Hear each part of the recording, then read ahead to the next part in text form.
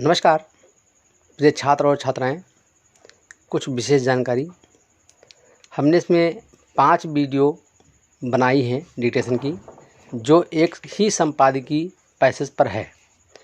उसमें हमने जो 80 की बनाई है उस पर पहले टारगेट करेंगे, फिर 100 की बनाई है उस पर टारगेट करेंगे, फिर 120 की बनाई है फिर उस पर टारगेट करेंगे, फिर 140 की बनाई है उस पर टारगेट करेंगे, फिर 160 की बनाई है उस पर टारगेट करेंगे।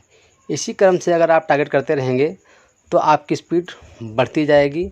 और मेरा कहना है कि कम से ज़्यादा की ओर बढ़ें, और जो आपको सब चिन्ह समझ नहीं आते हैं वो हमारे व्हाट्सएप पर आप पूछ सकते हैं। धन्यवाद। Ready start. कोरोना की जांच और उपचार की एक सुनिश्चित, सर्वमान्य और सुगम व्यवस्था बनाकर ही उसके प्रति उपजे भय को कम किया जा सकता है। कोरोना मरीजों की बढ़ती संख्या के बीच यह राहत की बात है कि संक्रमण का पता लगाने के लिए अब रोज़ाना 2 लाख से अधिक टेस्ट हो रहे हैं। यह सिलसिला न केवल कायम रहना चाहिए बल्कि कोशिश ये की जानी चाहिए कि टेस्ट की संख्या और अधिक बढ़े। ज़्यादा से ज़्यादा टेस्ट करके ही कोरोना संक्रमण को फैलने से रोकने में मदद मिलेगी, लेकिन केवल इतना ही पर्याप्त नहीं। आवश्यक यह भी है कि इसके बारे में पूरे देश में एक समान व्यवस्था बने कि किसकी जांच होनी है और उसके पश्चात किसे घर पर क्वारंटाइन होना है और किसे अस्पताल में भर्ती होना है। अभी भिन्न भिन्न राज्यों ने अलग अलग नियम बना रखे हैं। स्थिति ये है कि दिल्ली में अलग व्यवस्था है और उससे सटे एनसीआर के इलाकों में अलग, जैसे इस बात को महसूस किया गया कि दिल्ली एनसीआर को कोरोना के खिलाफ साझा रणनीति बनाना चाहिए, वैसे ही ये समझा जाना चाहिए कि सारे देश की रणनीति एक जैसी होनी चाहिए। केंद्रीय स्वास्थ्य मंत्रालय और साथ ही आईसीएमआर को ये सुनिश्चित करना होगा कि उसके दिशा निर्देशों पर अलग अलग तरीके से अमल ना हो, क्योंकि जब ऐसा होता है तो लोगों के बीच केवल भ्रम ही नहीं फैलता बल्कि उन्हें अनावश्यक परेशानी का सामना भी करना पड़ता है। ये परेशानी कई बार मानसिक तनाव का कारण भी बनती है और स्वास्थ्य तंत्र की बदनामी का भी।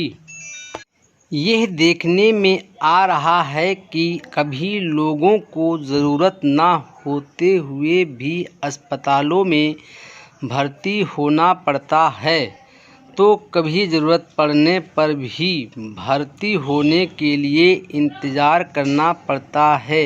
यह न केवल कष्टकारी है बल्कि इससे अन्य लोग अनावश्यक रूप से चिंतित होते हैं। इसका कोई मतलब नहीं कि एक जैसी स्थिति से 2-4 लोगों में से कोई तो घर पर रहकर अपनी देखभाल करने की सुविधा हासिल करे और कोई अस्पताल में भर्ती होने के लिए बाध्य हो। इसी तरह इसका भी कोई मतलब नहीं कि कोरोना की जांच के मामले में निजी अस्पतालों के तौर तरीके अलग हों और सरकारी अस्पतालों के अलग।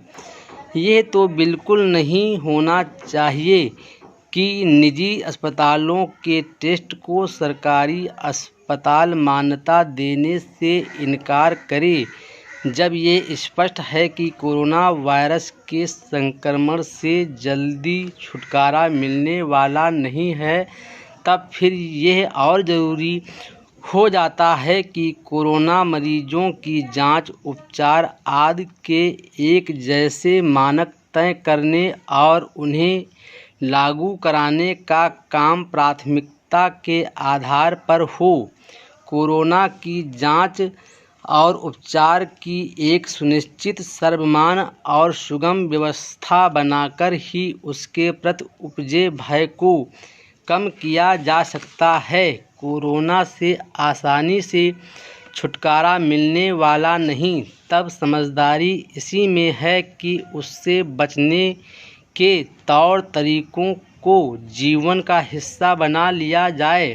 केंद्रीय स्वास्थ्य मंत्रालय की ओर से दी गई यह जानकारी एक बड़ी राहत देने वाली है कि कोरोना के एक्टिव केस के मुकाबले संक्रमण से मुक्त हो चुके लोगों की संख्या अधिक दर्ज की गई है।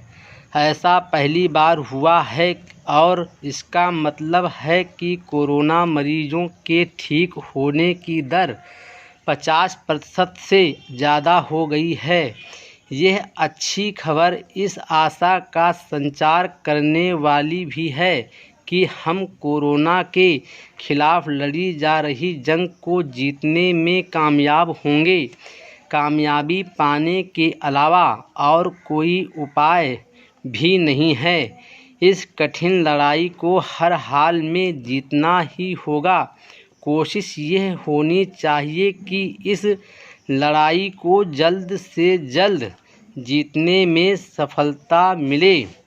इस सफलता के लिए केंद्र और राज्य सरकारों के साथ साथ उनकी विभिन्न एजेंसियों को तो लगातार सजगता का परिचय देना ही होगा। इसके साथ ही आम जनता को भी सावधानी बरतनी होगी।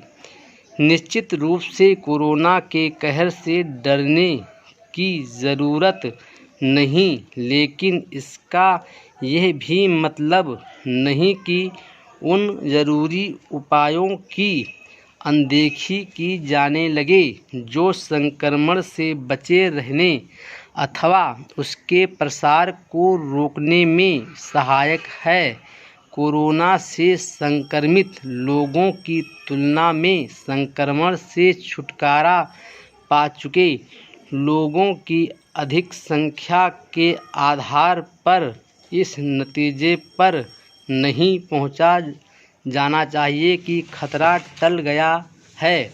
इससे इनकार नहीं कि कोरोना का संक्रमण अभी जारी है और कुछ शहरों में संक्रमण की रफ्तार चिंताजनक है, लेकिन यह अत्यंत उल्लेखनीय है कि अपने देश में मरने वालों की संख्या बहुत कम है। बड़ी आबादी के साथ जनसंख्या के घनत्व और कमज़ोर स्वास्थ्य ढांचे के बावजूद यदि अन्य देशों के मुकाबले भारत में कोरोना का शिकार बने लोगों की संख्या कहीं कम है, तो इसका मतलब है कि या तो जलवायु ने भारत की मदद की अथवा यहाँ के लोगों की जीवन शैली ने या फिर उनकी रोग प्रतिरोधक क्षमता ने।